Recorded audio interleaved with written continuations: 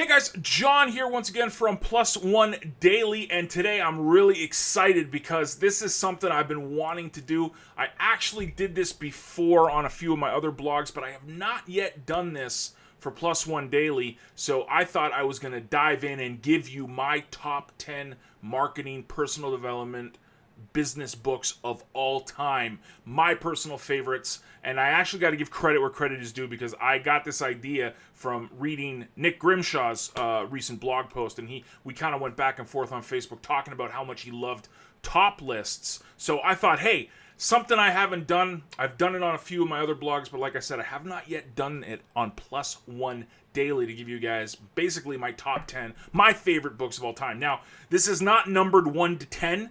Each one of these could be 1 or 10. So that being said, that's the first thing. It's not in an order. It's just literally the way that I stacked them on my desk here is how I'm gonna, recite them basically. And the second part is that I read a lot. So even though these are my top 10 favorite, there's a whole bunch that I'm leaving out just because I wanted to keep it 10. But these are my top. These are the ones that have helped me the most, and I really hope that you get a lot of value from this blog post and this video, and check out some of these awesome books. So the first one up, Crush It by Gary Vaynerchuk. This was his first book. When did he write this? I think it's some time ago now. He wrote this in 2009, so it's almost a decade old that I'm doing this video, and he wrote this. But this book is talking about passion. This book really fired me up and got me to remember why I'm doing what I do. Like, it's seriously a book that will fire you up. There's tons of really good examples of how Gary turned his passion from wine into a multi-million-dollar company, and how he's gone on to become basically the king of social media right now. But this is a really good introduction on how passion can actually translate into huge income. You gotta love what you do, and Crush It is definitely a book that you have to read. And it's short too. It's only like 120 pages or something. I mean, this is 120, 130 pages. This can be banged out in about an hour or two. So it's a really, really good book. Definitely recommend it.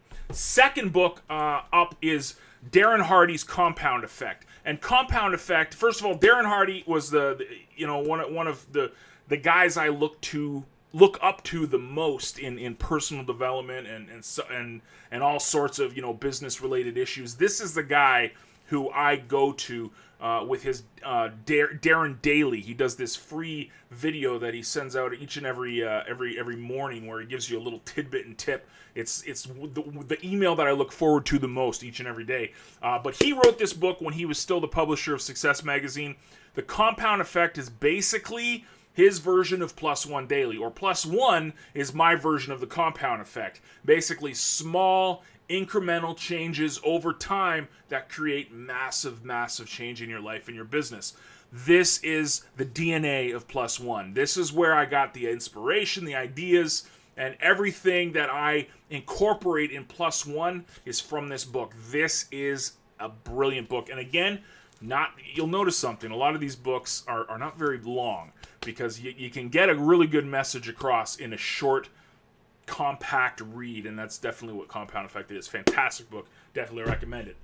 Third book, Rich Dad, Poor Dad by Robert Kiyosaki. Now, while this is not necessarily a business book, it's more of an investing real estate book, this got me introduced to the Robert Kiyosaki brand. And his brand is always own things, own assets, cash flow, assets. And it got me thinking how to become a business owner and an investor rather than an employee. And as an entrepreneur, that's music to my ears. This was the introduction to all of his books. And I don't know if you can see it, but right here, that's all Kiyosaki books. That line of books right there, that's all Kiyosaki books. I'm a huge fan. So this was the introduction and got me framed into how Robert Kiyosaki thinks, acts, writes, and it's a fantastic, fantastic introduction to not only real estate, but more so investing, and that's why I'm a big fan of this book. Definitely a cool, and if you love this book, you'll love all the other stuff that he wrote, because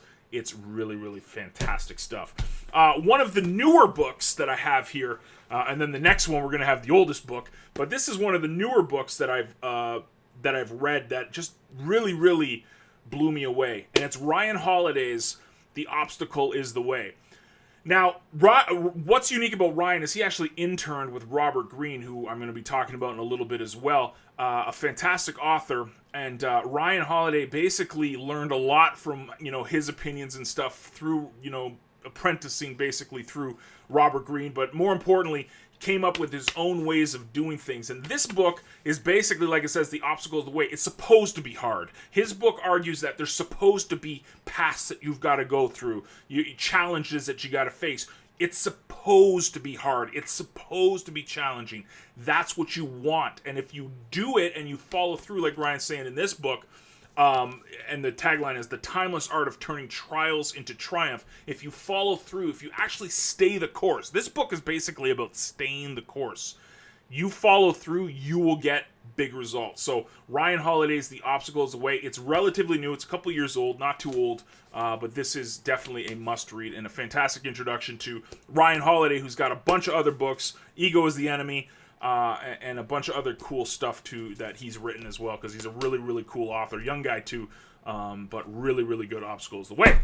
Now that was the newest book. We've got the oldest book. Now I know a lot of people will say, "Well, where's Think and Grow Rich, John? Think and Grow Rich is just this, epic book that everybody's got to read, and you got to read Think and Grow Rich because Napoleon, yeah, whatever." This is my go-to book, As a Man Thinketh by James Allen. This was written in the early 1900s. This is my Think and Grow Rich. I love this book. This book is super short too. Like you could literally read it and listen to it in under an hour. But the message in this book is just mind-blowingly good. Fantastic. It's a must read. You'll probably, like me, I read it at least 2 or 3 times a year. That's how good this book is. It is fantastic. It's got to be in your personal library. This is my Think and Grow Rich. This is my Richest Man in Babylon. This is my 7 Habits of Effective People. Like this is my go-to older classic piece of literature, if that makes any sense. Really good. James Allen, As a Man Thinketh, must read. Probably this would be number 1. If I was gonna list books 1 to 10, this would probably be the first one I'd recommend anybody to read. This is my go-to. When someone says, "John, what book should I begin to read? I'm getting into this personal development stuff. I'm getting into this marketing and business stuff. What book do you recommend?" It is this one, Purple Cow, Seth Godin. This is just, first of all, tiny book too as well, if you'll notice. This is fantastic. Like just everything about this, the general idea of this book is to stick out from the crowd. Be remarkable. And in business and in life, no one remembers the average. They remember the remarkable. And this book and future Seth Godin books talk about this. It's fantastic. Like I can't even express to you how much this book has influenced me over the past decade plus that it's been around. Even longer than that. I think this was written in like 2002 or something. When was this written? It's been a while. I know that. Let me see. I love knowing when these things have been published. 2002. Wow, I was right. There you go. I just guessed that too. Fantastic book, must read. If you're going to buy any of these books, this would be the first one I'd recommend you to get. It is awesome. Definitely a must read. Purple Cow, be remarkable, stick out from the crowd. Now, remember I talked about Robert Greene earlier, kind of the tutor to Ryan Holiday. Robert Greene's classic. This is the biggest book here. It's like 500 pages. I don't know how many pages it is. 440 pages. This is... How can I describe this Robert Greene book? It took me a month to read, okay? 48 Laws of Power. This thing took me a month to read. It is big. It's big. It's got this tiny itty-bitty print that, you need a microfine glass... Microfine. Did I just say microfine? My kid's here. Did I say microfine? Yeah, you said microfine. Microfine. I said microfine. Micro. That better? I'm learning. I'll be good at life one day, I promise. But yeah, 48 Laws of Power took me a month to read because it's so in-depth. It's history. It's business. It's influence. It's persuasion. It's marketing. It's art of war. This thing is jam-packed with ways that you can use persuasion for good and for bad. So I'd recommend you read this definitely for good. But this book, there's a reason why this book is so popular. There's a reason why Robert Greene is considered one of the greatest authors of the past, like, few decades. Like, this thing, it is worth the investment in time to read it. It is just mind-blowingly good. Never outshine the master, man. This is just fantastic, fantastic stuff.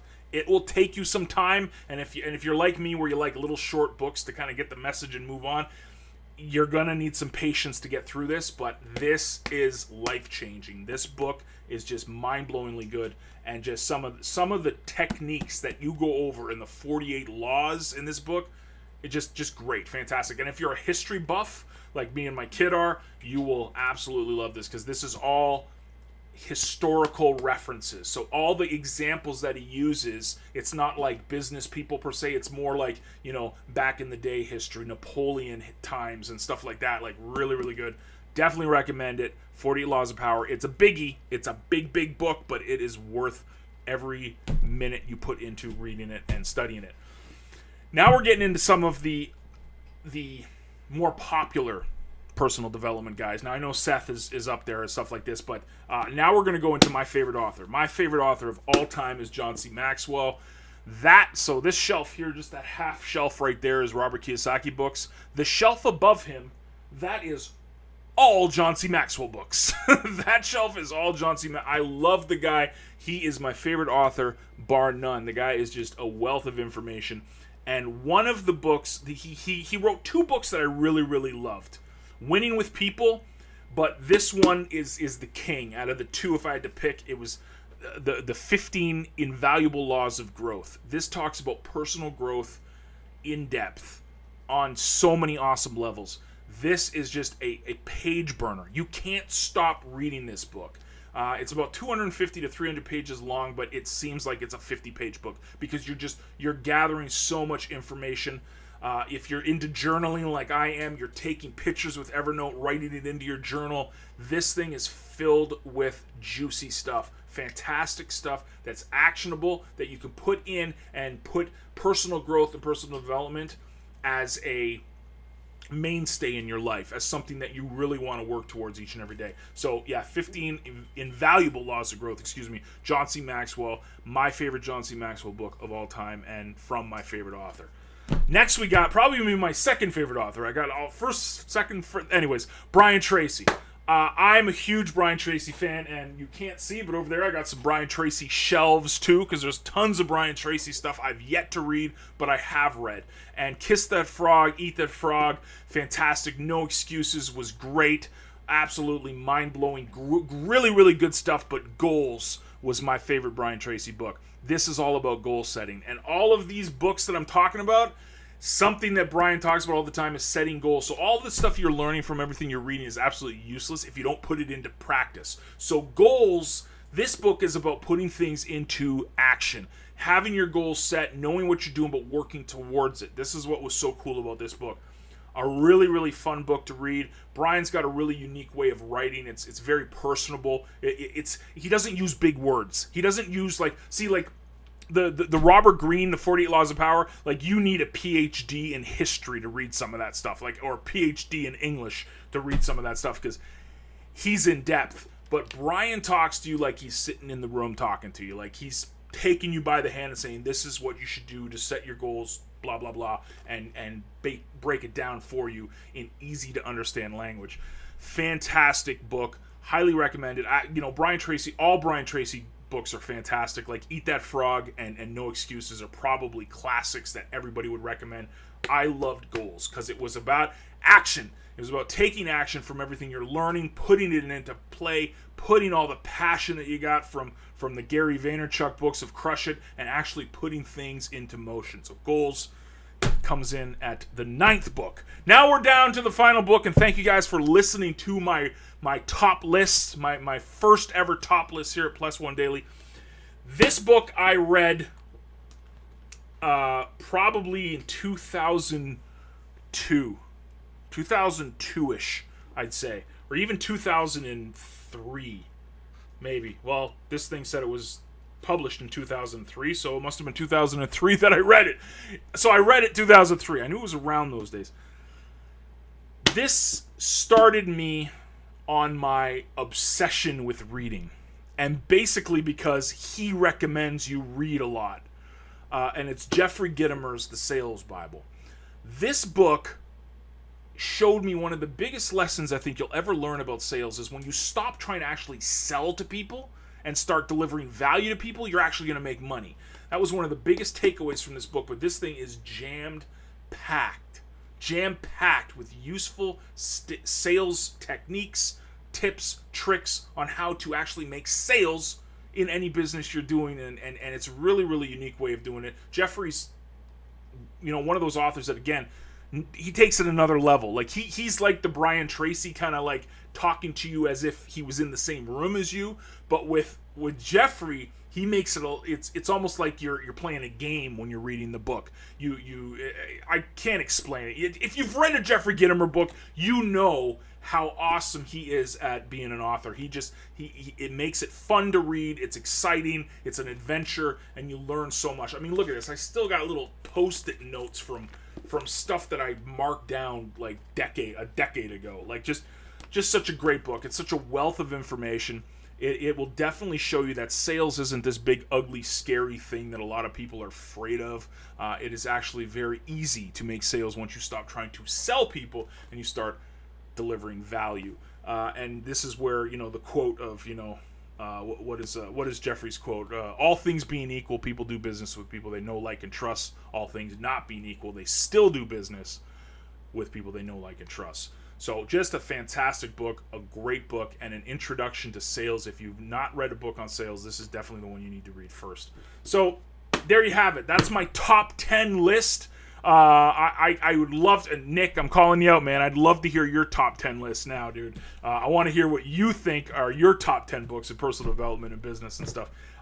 All in all, these are my go-tos. This is my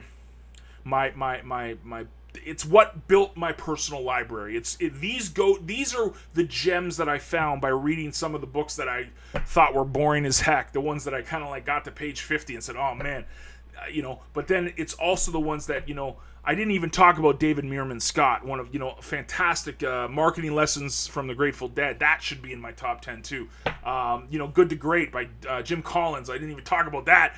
Dale Carnegie books. I didn't talk about, any of these books that could be in the top 10, but the only way I discovered them is by starting to read things like Sales Bible and starting to read things like Purple Cow, and these are my go-to. So take any of these books. I'd recommend Purple Cow if you're into marketing and business online. That's the first one, but any of these books, you read any of these books, you'll fall in love with reading all over again. These are just some of the must-reads, my personal favorites.